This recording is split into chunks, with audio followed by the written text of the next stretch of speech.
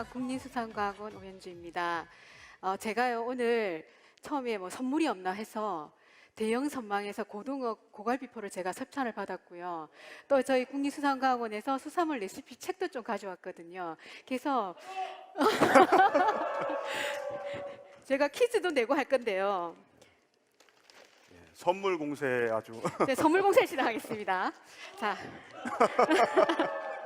자, 저 이런 사람이고요. 지나가겠습니다. 부산시의 새는 뭘까요? 정답. 네, 갈매기 맞습니다. 이렇게 선물을 드리는 겁니다. 네. 자, 그러면 예. 자, 그다음. 그러면 부산시의 어는 뭘까요? 맞습니다. 고등어입니다. 자, 이렇게 퀴즈를 한 개만 가져가시면 될 것 같습니다. 드리는 겁니다. 자, 이제부터 본격적으로 그러면 고등어가 어디로 가는지 알려드리도록 하겠습니다.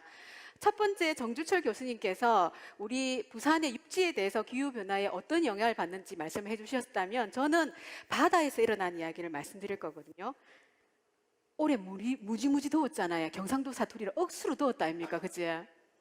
40도로 넘는 거 숨이 턱턱 막혔는데 그러면 바다는 마찬가지로 가마솥처럼 들끓었다고 합니다. 보시면 이렇게 변화가 일어나고 있습니다. 그래서 저희가 그러면 바다에 어떻게 변화가 일어나고 우리 부산시의 고등어가 어디로 이동하고 그 고등어가 우리한테 어떠한 영향을 미치는가에 대해서 저희가 이제 연구를 하게 된 겁니다. 너무나 익숙한 사진이죠. 먹을 게 없습니다. 먹을 게 없어가지고 원래 곰이 저보다 더 똥똥하게 귀여워야 되는데 얘는 말라 비틀어져 있죠. 지금 심각한 문제입니다. 너무나 잘 아시죠? 기온이 올라가고 있고 또 보시면 특히나 저희 전 세계가 올라가고 있지만 우리나라 동중국해와 황해는 더 많이 변동폭이 크다고 합니다. 특히 문제되는 것이 물속이 수온 염분만 있는 게 아니거든요. 물고기가 먹을 수 있는 먹이가 먹는 영양분이 또 역시 감소하고 있는 형태입니다. 우리나라를 바다를 보시면 어떻습니까? 약 50년간 1.23도씩 상승을 했는데 실질적으로 전 세계 평균에 비해서 3배 정도가 빨리 더워지고 있거든요. 그러면 동서남의 특징도 보셨을 때 동해는 더 상승분이 보고 보통 1도씨 이상으로 상승을 하고 있었다는 겁니다. 근데 좋은 점은 있습니다. 우리가 못 보던 적도에 사는 따뜻한 곳에 사는 아열대 어종이 이제 많이 있는 거죠. 근데 이제 실제로 저희가 바닷속에 고등어가 어디로 이동하는지를 조사하기 전에 물리적 환경, 소위 말하는 저희가 목욕탕에 가면 물이 뜨거운 것도 싫고 차가운 것도 싫어하잖아요. 그런데 실제 보시면 표층과 저층이 있으면은 이게 혼합층이라고 합니다. 잘 섞여야지 물고기가 많이 있거든요. 그런데 기온이 올라가면서 어떻게 됐냐면 표층이 덜 끓어오릅니다. 그렇게 되면 중간 지대가 있어야 되는데 표층과 저층과의 온도차가 너무 크게 나타나는 거죠. 그러니까 경계가 생긴 겁니다. 이러한 특징이 있기 때문에 실제로 물속에 사는 먹이뿐만이 아니고 고등어도 어느 지역에 한정되어 있고 하는 그런 변화가 나타나는 겁니다. 그러면 왜 이게 중요하냐 했을 때 보시면 보통 일반적인 외양에서는 그러니까 태평양 문바다겠죠. 50 정도의 영양가가 있다면 우리 연안에 영양이 풍부한 곳은 300 정도가 되는데요. 어떻게 영향을 끼치느냐? 이렇게 많은 수산 자원은 양이 달라지는 겁니다. 익숙하시죠? 그래서 보여드렸습니다. 그럼 고등어가 뭐 문제가 있는데? 하셨을 때 실제로 보시면은 고등어가 있으면 새우도 먹고 다양하게 먹게 있는 게 되는데요. 보통 우리가 고등학교 때 배우는 교과서인데 실제 저희가 연구를 해보면 어떤 변화가 나타나느냐. 여기 말고 눈에 보이지 않는 미세먹이라는 것이 뚝 나타난다고 합니다. 그럼 어떤 영향을 끼치느냐. 전통적인 방법에 있어서는 에너지 효율이 3단계밖에 없으니까 그만큼 에너지를 많이 섭취를 하게 되잖아요. 고등어가.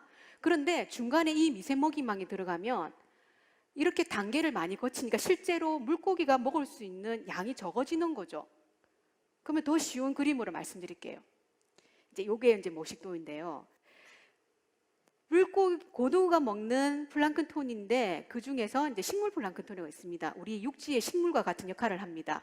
산소를 만들어내고 유기물을 만들어내는데 그 식물 플랑크톤 중에도 종류가 두 가지 타입이 있습니다. 여기 같은 경우에는 저같이 똥똥해가지고 영양가 풍부한 겁니다. 이런 풍부한 식물 플랑크톤이 있으면 걔를 동물이 먹고 또 고등어가 많이 먹어야 되니까 고등어가 많아지겠죠. 그런데 요거는 같은 식물 플랑크톤인데 쭉쟁이입니다. 말 그대로. 그럼 얘를 먹은 애들은 그만큼 얘도 양이 적게 되니까 실질적으로 고등어 양은 적게 되는 거죠. 양이 작아지니까 우리가 잡을 수 있는 양도 적게 되는 거죠. 그럼 이런 게 어떤 문제를 일으키느냐? 영상을 보시면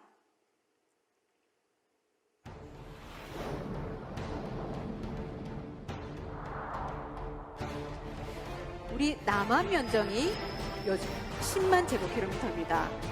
그러면 바다는 얼마 될까요? 우리 남한 면적에 45만입니다. 그럼 몇 배죠? 4.5배입니다. 하물며 우리가 요 공간에도 물고기가 어디 있는지도 찾기가 어려울 건데 4.5배인 바다에 고등어가 어디 있는지 찾아가는 거는 정말 백사장의 바늘을 찾는 거지 않습니까? 그래서 저희가 그냥 주묵구급식으로 고등어가 어디 있다고 하는 게 아니고 이제 이렇게 디자인을 한 겁니다. 실제로 생태계 기반으로 해서 어떻게 고등어 자원이 이동하는지 예측하는 기술을 만드는 겁니다. 훨씬 복잡하지? 이게 작년에 저희가 2년 그러니까 재수해서 가지고 5년에 172억을 따서 저희가 올해부터 연구 과정을 진행하고 있는데요. 어떤 내용이 있냐 보시면 크게 하나입니다. 아까 말씀드렸죠. 4.5배인 바다에 식물 플랑크톤, 기초 생산량이 얼만큼 되는지를 일단 조사를 하는 겁니다.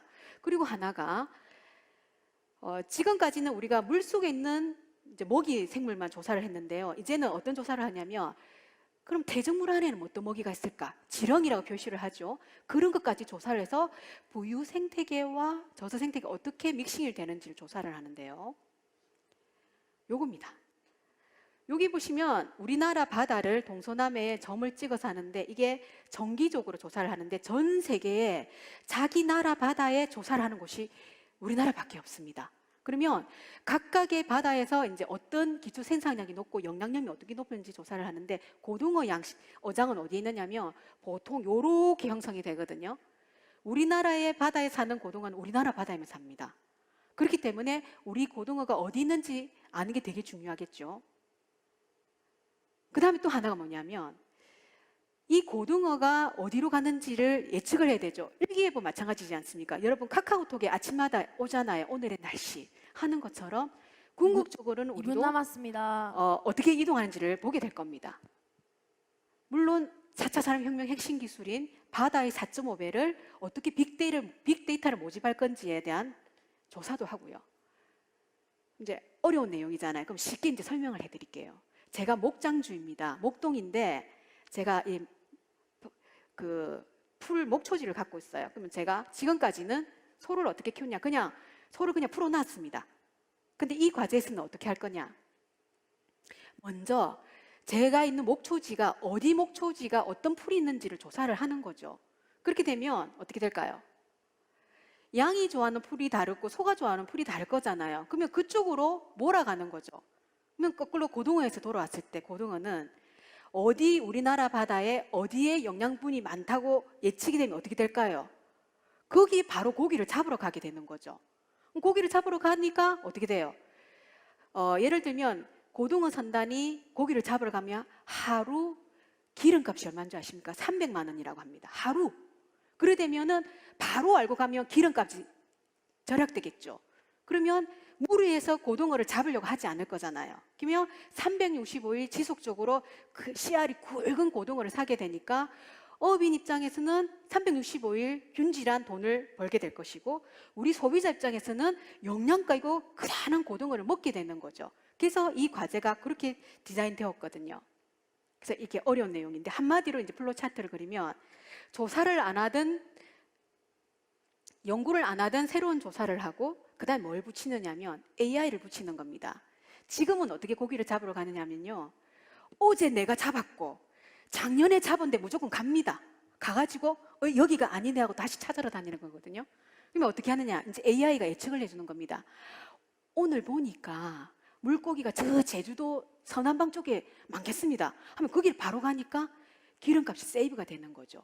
이런 컨셉으로 저희가 이제 디자인을 했고, 이게 되면 4년 후에는 아마 시범적으로 될 것 같아요. 그래서 어떻게 됐냐? 이제 한마디로 말씀드리면, 이제 우리가 이제 소비자 입장을 먼저 보시면 어떻게 될까요? 일단은 수산물 생산 정보가 투명하게 제공이 되겠죠.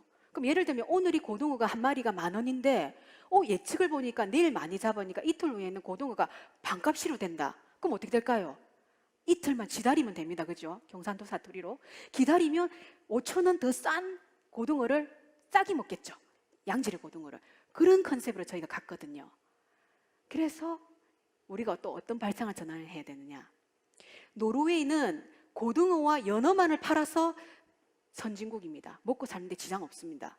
부산은 시어가 고등어잖아요. 지금까지는 우리 부산은 고등어, 구이, 고갈비, 찌개만 먹었잖아요. 근데 어떤 발상을 전환을 하느냐. 단지 고등어 재료인데 생각을 좀 바꾸면 찌개나 구이에서 벗어나서 다양한 요리가 나올 수 있고요. 또 제가 오늘 가지고 온 것처럼 새롭게 가공을 하면 1차 산업인 수산업이 6차 산업인 수산업이니까 부가가치가 엄청나게 크게 됩니다. 그렇게 되면 부산이 지금 고민하는 게 고령화잖아요. 젊은 인구가 없는데 부가적인 공장도 많이 생기고 일자리가 창출이 되겠죠. 그렇게 되면 자연스럽게 우리 부산 사람도 관광만이 아닌 고등어 한 마리만 잘 키워도 떵떵거리고 살 수 있는 미래가 될 거라는 생각에서 저희가 오늘 이 연구를 발표를 마치겠습니다. 감사합니다.